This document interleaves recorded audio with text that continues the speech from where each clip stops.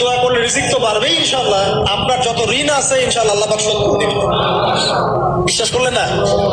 এই দোয়া শিখাই দিচ্ছি, এজন্য আমাকে হাদিয়া দেওয়া দরকার, স্পেশালি আমাকে এখন হাদিয়া দেওয়া দরকার।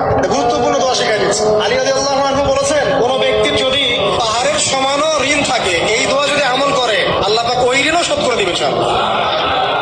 আর ঋণ কেমন জানেন? ওই যে এখন মানুষ ঋণ নিচ্ছে 1 কোটি টাকা ব্যাংক থেকে, 2 কোটি টাকা ব্যাংক থেকে, হ্যাঁ, কত বছর, 10 বছরের জন্য, 20 বছরের জন্য বাড়ি করছে, তাই না? তার ধারণা এমন যে সে মারা গেলে তার ঋণটা কেউ না কেউ শোধ করে দিবেই দিবে, তাই তো? আর আল্লাহ রসুল কি বলছেন দেখেন, একজন মারা গেছেন, নবী সাল্লাল্লাহু আলাইহি ওয়াসাল্লামের সময় একজন মারা গেছেন। তো নবী করিম সাল্লাল্লাহু আলাইহি ওয়াসাল্লাম বলছেন, এই ব্যক্তির কি কোনো ঋণ আছে?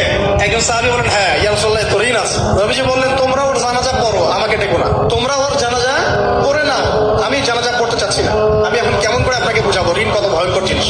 আপনি যে ব্যাংক থেকে 3-4 কোটি টাকা লোন নিয়ে রাখছেন, লাখ লাখ টাকা লোন নিয়ে বসে আছেন, দিব্যি সুখে বসে আছেন, এমন চিন্তায় যে আপনার মৌত হবে না। আর নবী সাল্লাল্লাহু আলাইহি ওয়াসাল্লামের সময়ে একজন মারা যাচ্ছেন, তিনি বলছেন, তোমরা জানাজা পড়ে নাও, আমি জানাজা পড়তে চাচ্ছি না। মানে ঋণগ্রস্ত ব্যক্তি জানাজাও তিনি পড়তেন না। তারপরে একজন এসে বললেন, ইয়া রাসূলুল্লাহ, আমি তার ঋণ শোধ করে দিব, তার যা ঋণ আছে আমি শোধ করে দিব। তখন নবী এসে জানাজা পড়লেন সাল্লাল্লাহু আলাইহি ওয়াসাল্লাম।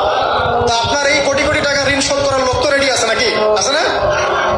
সমস্যা নেই, আপনার জানাজা পড়া হবে, আপনার মিলাদও হবে, আপনার একটা বড়সড় দোয়াও হবে ইনশাআল্লাহ। কিন্তু আল্লাহ পাক বলেছেন, শহীদ, আল্লাহর পথে যুদ্ধ করে শহীদ হয়েছে, এই ব্যক্তির আত্মাও ঝুলে থাকে যতক্ষণ পর্যন্ত না তার ঋণটা শোধ করা হয়। এবার বলেন আমি কি বুঝাবো? আর কিছু বলতে হবে? তো এখন সেই দোয়া শিখাচ্ছি আপনাদেরকে, যে দোয়া শিখলে আপনার ঋণ থেকে বাঁচবেন ইনশাআল্লাহ। কত দিবেন বলেন? আচ্ছা, হ্যাঁ, এই তো শুকরিয়া। দোয়া করবেন যেন আল্লাহ পাকের দ্বীনটাকে আল্লাহর জমিনে প্রতিষ্ঠা করতে পারে।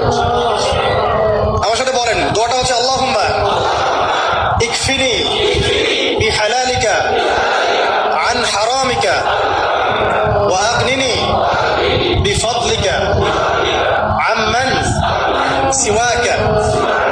এই দোয়াটা ছোট না? এটা মুখস্থ করবেন, সেজদায় পড়বেন, নামাজের সেজদায় পড়বেন, আত্তাহিয়াতু দরুদ শেষ তারপরে পড়বেন, নামাজ শেষে হাত তুলে করবেন, যখন তখন শেষ রাত্রে করবেন, ইনশাআল্লাহ দেখবেন আপনার ঋণ বলতে কিছু থাকবে না ইনশাআল্লাহ। যদি থাকে